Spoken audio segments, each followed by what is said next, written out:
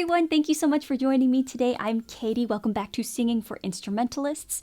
Now, we went over some very important basics on alignment and breathing. If you have not seen that video, you need to go back and see it. Today, we're going to talk about the cure for breathy singing, or the cure for very harsh singing. So in order to talk about the cure for breathy singing or harsh singing, we have to talk about onsets and releases. So an onset basically is just how your vocal cords are compressed and how the air passes through your vocal cords.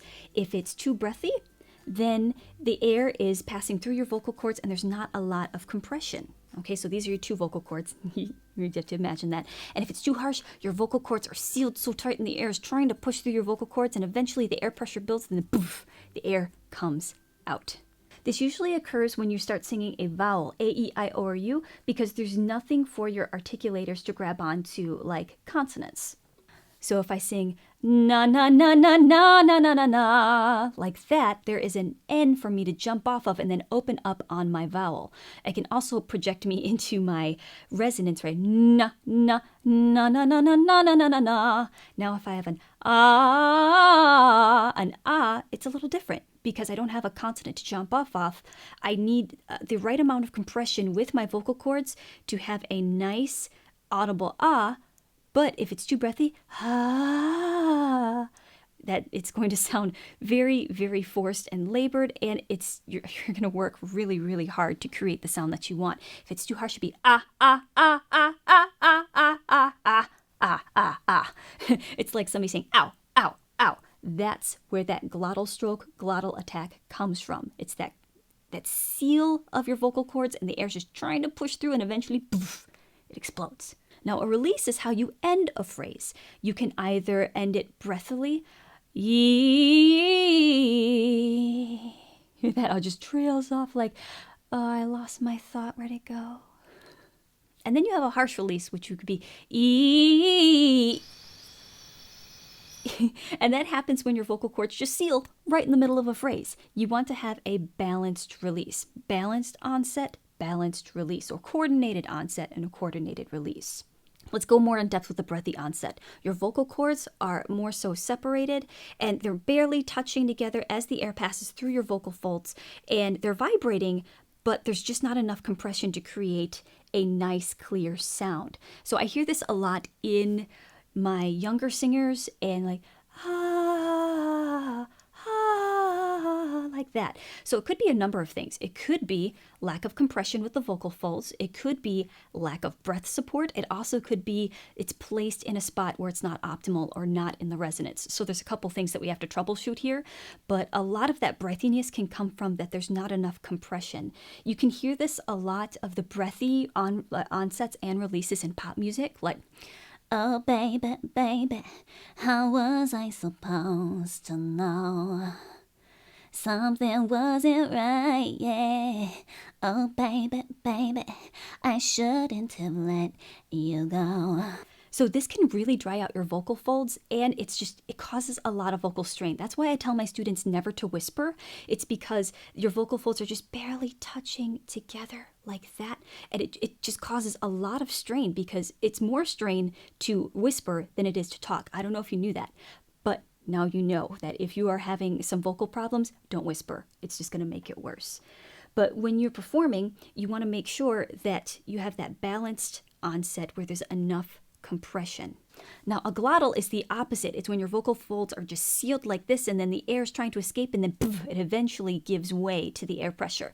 So that's when you get a ah, ah, ah, ah. You hear this a lot in rock singers. Just a urgent living on the street, I'm on. So their vocal cords are sealed.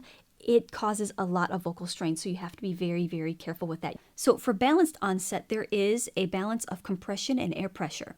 So if I sing he, like an E, it's not E. If it were breathy, it would be he. Here, this is one's way too harsh, and then one is just not enough. The balanced onset is right in the middle. So let's look at some exercises to help us practice this balanced onset, so to speak. So we're going to vocalize a he. Instead of a he coming straight out of your mouth, imagine it coming up and over this way. He, almost like a vocal siren or a vocal sigh, so to speak. He, this way. Now what I want you to do is sing that in short spurts. Give me a he, he, he. Okay, now I did this because I want you to imagine that air coming up and over each time. He, he, he. Now, where I'm placing the sound is here in this mask of singing in the resonance. And so sometimes when you sing something on a staccato, it really does help troubleshoot where you're placing it. If it's too far in the back, it'd be he, he, he. Do you hear that? And my voice cracked. Did you hear that? If it's maybe like right in the middle, it'd be he, he, he. It's a little more far forward. You can hear that it's a little bit more audible and the breathiness is starting to go away. Now I'm trying to launch it right here in this area, right toward the bridge of my nose, and I feel the air coming up and over out of the top of my head like a dolphin. So if he, he. Do you hear that?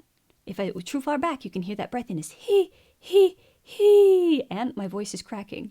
All right, so vocalize that with me again. He.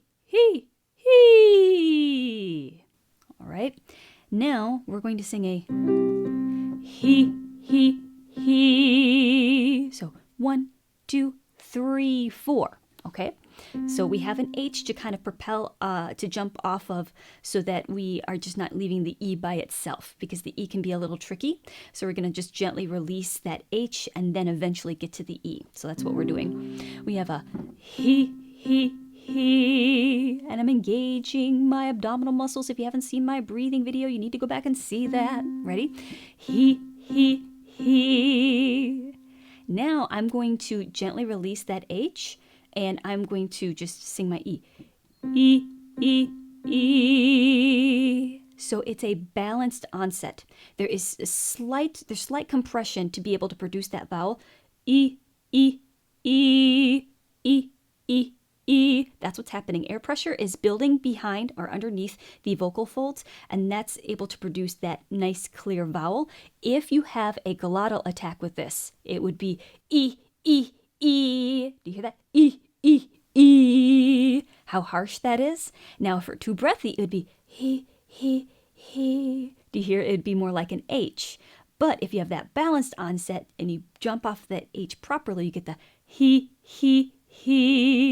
Now, if you gently take that H away, you get a E, a very gentle vowel, balanced onset. So we have E, 1, 2, 3, 4. E, 1, 2, 3, 4. E, 1, 2, 3, 4. E, 1, 2, 3, 4. E, 1, 2, 3, 4. E, 1, 2, 3, 4. E, 1, 2, 3, 4. Now you could practice this on all of the vowels and just go up the scale chromatically. I usually start on the middle C. If you are male, I usually start on the A below middle C. Just depends upon where you are vocally and if you're male or female, or just depending upon your range. Choose a comfortable note. Doesn't have to be at the bottom of your range or the top. Maybe the middle is probably ideal. So you could practice this on all of the vowels. Ah, ah, ah, oh, oh, oh, ooh, ooh, ooh, as well as the E. Just making sure that you have a balanced onset. So you have to support and hold on, so to speak, to that end of the phrase just to make sure that it just doesn't die at the end. Like E. Or if it were too harsh, then if you held on too tightly, it would be E. Like that. So the onset is balanced from the very beginning, and the release is also balanced as well. You don't have that harsh closure, and then also you don't have that breathy trail off. This next exercise is a E-ah. So we're working on that balanced onset at the very beginning and then the nice release at the end. Instead of a E-ah, that would be, that sounds like a karate kiai. Hi-ya. But it's not the harsh onset and then the glottal seal, just like the vocal seal, and it's not breathy. Hi-ya. like that, where it's breathy from the beginning, breathy from the end. There's just enough compression that we need to create a sound. So it'd be he-ya. Imagine that air coming up and over. He-ya. And there is a pseudo Y in there. Do you hear it? He-ya. Use that Y to propel you forward to that ah. So it's not just something where it's you feel like there's nothing in the middle just to jump off of. Let's try it. Here we go. 2, 3, 4. He-ya. He-ya. He-ya. He-ya. He-ya. He-ya. He-ya. He-ya. Now, when you have this with a warm-up, it's a little different when you're singing this within a sentence, because you do have to be very cognizant of where your vowels are, how you are beginning your phrases, and also how you are ending your phrases, and also how you're beginning a word or a vowel and how you are ending it. So I like to use the phrase, I will love you always. And it'll sound like this. So it'll sound like this. So you have, I will love you always. Lots of vowels, lots of really great practice for that onset there, and a nice release. Always. But not too harsh where it's weird. All right? I will love you always. I will love you always. I will love you always. I will love you always. You can use these to your advantage. Like in Hawaiian, there is an okina, like ehuli, ehuli ho imai. I do have to seal my vocal folds in order to create that okina, that stop, that glottal stop, ho imai. You have to be able to know what you're doing to control your vocal mechanism to be able to produce that kind of sound. And so if you have a breathy tone, that could be used to your advantage too, especially if you're singing something and it requires something that to be more gentle. Or if you're blending with somebody else, it doesn't necessarily mean that, yes, it's full-on breathy onset, but you are being able to control the compression of your vocal cords to be able to produce the sound that you want. But you also have to make sure that you're not straining your voice, that you are using it in a healthy way, and you're using everything to your advantage rather than pushing it too hard and then causing vocal strain. Now, those exercises are nice to get you started. If you want the full play-along exercises, you have to visit my Patreon page. All right, so please visit the other videos in this series, and I hope to see you in the next one. Bye. Is my hair curly enough? Maybe. Look, favorite mug. That's not a hashtag. That's a sharp. Hair's huge, but who cares? The bigger the hair, the better. For opening up the vocal tract, we're going to try the whoo on the whoo. Whoops.